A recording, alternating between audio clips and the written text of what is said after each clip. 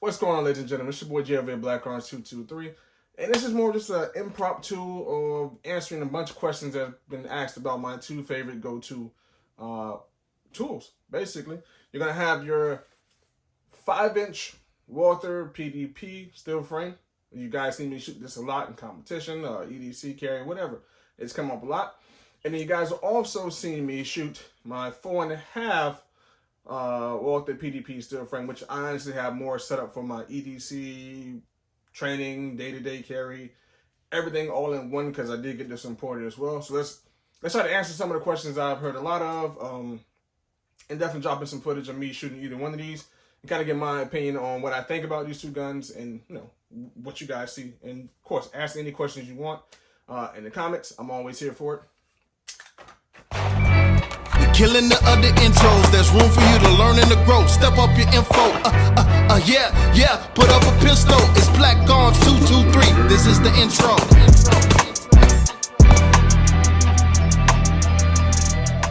Perfect. So, out the gate, we're talking about both guns are clear and empty, as you guys can tell. Bang, bang. I can see straight through the camera. How you guys doing? Peace. Finger to the front. Bow. All right. So, same as this one as well. Of course, YouTube purposes. How you guys doing? I can see you through the camera. Boom. Fingers in. Nothing in there. Beautiful. So, a lot of questions I've gotten so far is, how did you come across these and how did you think about setting these guns up? Because they have two different purposes to me, right? So, my 5-inch Walther PDP, to me, is more, it's competition driven. Along with, I do EDC this thing as well. Usually with the flashlight or without a flashlight, I try different ways to kind of see what's more comfortable. Either way, it's still comfortable. Very reliable gun, very consistent gun, very dominant. How did I set this one up? I kept it pretty simple on this one. I did change out the grips for the Walther lock grips palm swell, so it does give you more room to operate with the support hand. Because I'm left-handed, I wanted that support to push my hand out and give me more space to work. I did up front drop in the long stroke guide ride from ZR Tacticals. I'll put the link down below as well. They are a beast for this particular platform because it allows for the gun to travel more on the frame to reduce a ton of recoil, right? Which already, the steel frame versus the polymer, you're already cutting the recoil probably like 50%. That guide ride probably drops it down even further. So normally when you're, let's say, shooting a PDP, when it rejects, you're probably going to get about right here, right? Where the arrow comes out, pulls a new one in. With the long stroke guide rod, it does it even better. It actually gains another basic inch. It goes even further back. So what that does, it just evaporates the recoil, making the gun consistent, faster reload, faster retract back on slide, and you don't feel anything. So it allows you to make that follow-up shot even quicker, even faster, even more, what's the word I'm looking for? Not reliable, but even more accurate to see, let's say, where your first shot was at. You'll see that dot come back to that same spot. There goes your second round, right? Up top, I went ahead and put on the Hollison 507 comp. Of course, big gun, big window, you need a combination there. But of course, you know as well, the 507 has a weakness, which is the front glass. If it falls in the wrong spot, it's cracked. So, this is a shroud and optic plate from Arise Manufacturing. Great company, very consistent. The plate holds itself in place without even screwing it down. Of course, screwing it down. Put the shroud on top, and so far, so good. Beautiful protection, very consistent, right? On to the 4.5. I love the way my 5-inch shot, but I was like, okay, I want something that I don't have to really go back and forth competition and EDC. Let me see if I can beef up another version. So I've seen a lot of the 5-inch talk. Didn't see nothing of the 4.5 online or internet information. Nobody really had the 4.5.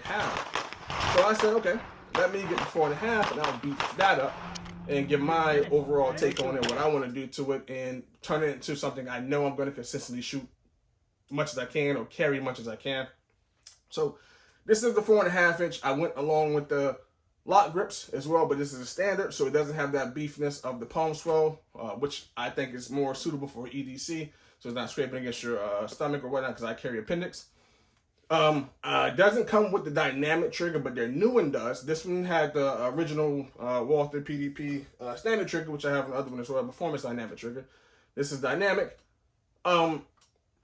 Beautiful trigger altogether because it breaks at a 90-degree angle, which is bananas. It's hard to find something like that outside of a 2011.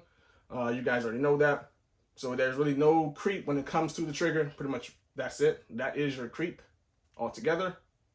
Break 90 degrees, right? Of course, reset right there. 1/10 of an inch on the reset. It makes no sense for that trigger to be that good, especially on a striker fired pistol, not hammer fired. This is an amazing piece you can add to your piece.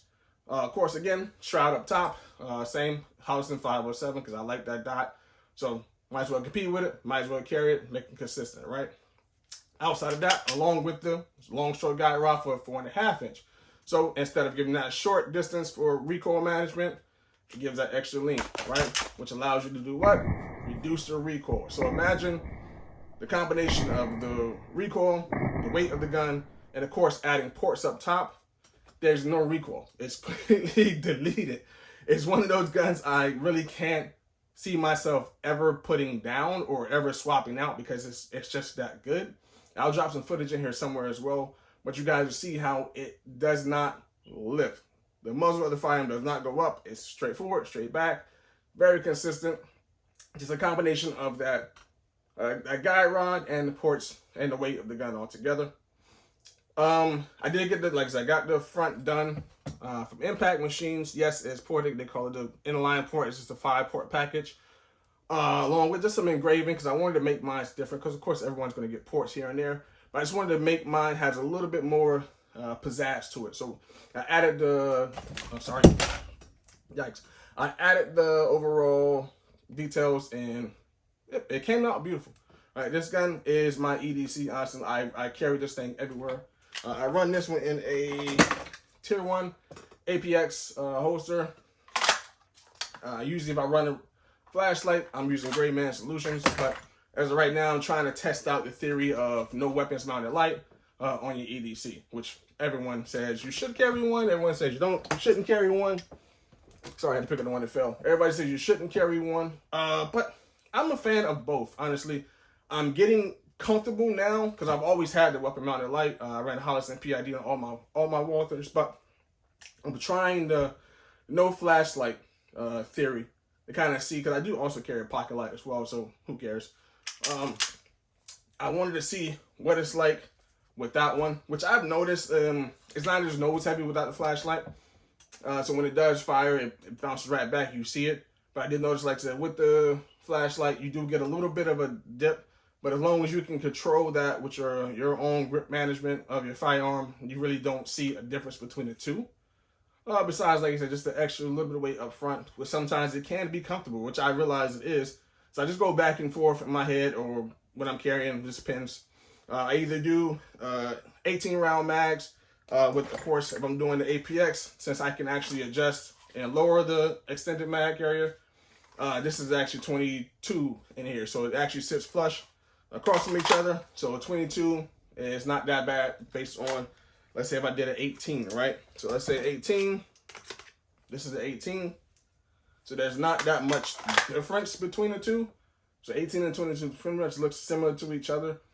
But I just like going back and forth between the two different sizes. That's just my style. My experience overall with these guns, to be honest with you, one of the best experiences I've ever had with any gun.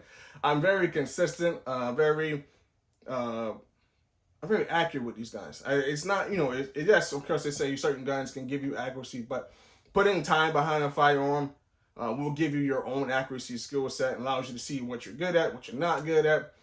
How can you manipulate that firearm to work the best way for you? Of course, there's shooters out there that can shoot way faster than me with the PDP, but I am becoming very consistent and my speed is increasing as well with these guns because I'm putting the time in with this platform. And I honestly recommend this gun. If you decide you're on the fence, okay, should I get a 5-inch? Should I get a 4.5 inch? Go pick them up. Go take a look at them. See what you're more comfortable with. I bounce back and forth all the time. I'm telling you. The 5-inch versus the 4.5, they're honestly the same. It just depends on how you set it up. They have the same exact weight. There's no weight difference between the sides, even if one is an inch bigger or half an inch bigger in that case. The weight is actually the same. Experience, like I said, the feedback out there, like you don't get a lot of feedback people who's actually shooting these guns. But I'm telling you right now, if I had to choose between these or a 2011, honestly, I'm taking the Walther all day, because you're going to be able to match that performance. Like these sit in the price range of, let's say, like a, well, actually less than like a DWX or a Staccato P in that realm. Like, but these, I believe, can still outperform either one of those guns consistently and based on use. It all depends on you, man. To be honest with you, depends on what you decide to do with it, how much work you want to put into it, and your thought process behind picking one up, right? Will I say it's for everybody? That's not. Honestly, let's be honest with you. You're talking about a 42-ounce firearm, which, again, 42 ounces plus ammo reloading, you're not going to be able to always, everyone's not built to carry that on a day-to-day. I do carry mine with a core belt, and it's been pretty consistent. I don't ever realize, like, the weight to myself. But again, I am another person that's 6'1", 230 pounds. So the weight is really not bothering me at all. Any pros that I've experienced so far with these things? Pro-wise, pros is, of course, I've already went through all the pros. I meant cons. Any con-wise that I experienced with these firearms, to be honest with you, no. Ammo-wise, it eats pretty much anything you put in it. It's been consistent. I think it's based on their step-up chamber that they created. So it seals the bullet in pretty clean. So whenever you're firing anything, it is going to eat it and send it out. Any con-wise, I'm trying to tell you, I can't think of a con, honestly, except for which they already corrected. If you get the 4.5, you're going to want to upgrade the trigger, but they just released the new one, the pro version of it. So it already has a trigger and a mag well on top of it. Outside of that, man, these are my Walthers, 5.5, 4.5. I still shoot polymer, but honestly, in the last year, it's been these two guns. I've honestly ran pretty much for any and every event, any competition, any day-to-day shooting, any just range trip. These are the two that are going to get put in the bag, or 9 times out of 10, this is already on my Pentax holster on my waist. So nothing's really going to change. I don't see any guns so far in the future that, for me, is going to take the place of any one of these. And I'm shooting a bunch of different ones, but these are my go-to. No matter what gun I play with or practice with or try out, it's back to the Walther. Any day, every day.